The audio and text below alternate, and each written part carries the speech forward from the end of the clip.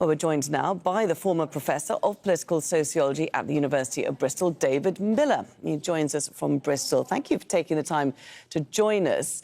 You say that this is a disappointing move by Bristol University. Why do you think they're pursuing this case when they've already been found guilty of wrongful dismissal?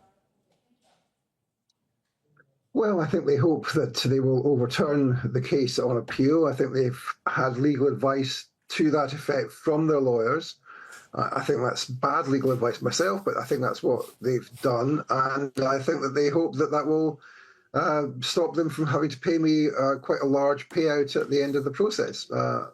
My own feeling is that we're going to win this and that they will look very, very foolish when that happens. But it's a long process to have to go through just to establish that we were correct in the first place. And now, again, to defend yourself, you're having to raise $90,000.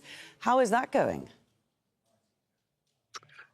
Well, we launched an appeal yesterday, and we wondered how it would go, but we've almost already reached the total. There's still money which we need, and we would hope that people would help us with those donations at fightingfund.org/support Miller. But I'm really quite overwhelmed by the amount of support I've had on Twitter, on other social media in the last day, because it's been truly amazing, the outpouring of support that there's been. I mean, obviously, it's a disappointment that I'm having to go through this process and that we have to spend some of money.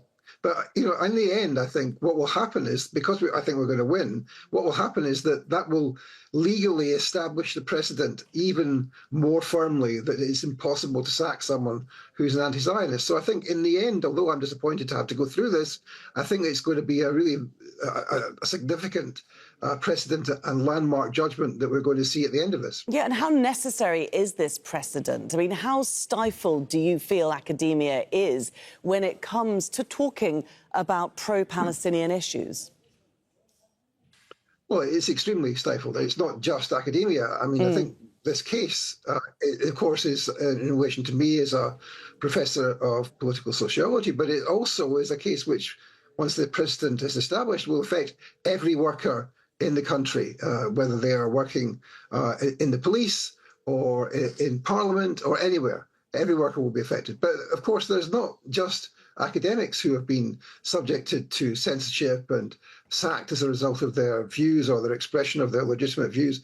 It's also been a whole range of other professionals. There have been many doctors and lawyers and accountants, even opticians or child psychologists who have been sacked as a result of speaking out on the genocide in Gaza. Because, of course, the Zionists cannot stand the possibility that people speak up for the Palestinians. And they, in order to try and avoid losing the global public relations war, which is what's happening, they are trying to have people sacked so that they can no longer take take a role in public society. What impact has all of this had on you and your professional life? Well, I have been sacked from my position. I have not been able to get another academic job. I will not ever be able to get another academic job. And of course, that's a significant detriment to me. It's meant that I've had to find other ways to make a living. And of course, I've done that by devoting myself to journalism and writing, especially on the Zionist movement. So I think maybe if the Zionists thought that they could shut me up, they will now realize that they have been unsuccessful because, of course, I've made this into a massive issue of principle, and as a result, more and more people are supporting the kind of views which I've expressed, which prior to the beginning of the genocide were much less popular. The Jewish students I read on the Bristol campus said that they felt unsafe and unprotected. I wonder what your response to that is and whether they were indeed unsafe at any stage. And also what other students felt about your beliefs, your anti-Zionist beliefs, whether they appreciated receiving a range of different ideas. Well, students certainly do appreciate receiving a range of views. Students who are not Jewish, and indeed students who are Jewish. There were many Jewish students in my classes who did appreciate the range of views that they were given. And I also had many Jewish students who had been on the campus in Bristol who had been excluded, in fact, by the Jewish Society, which is a Zionist society, because they weren't sufficiently Zionist or were anti-Zionist.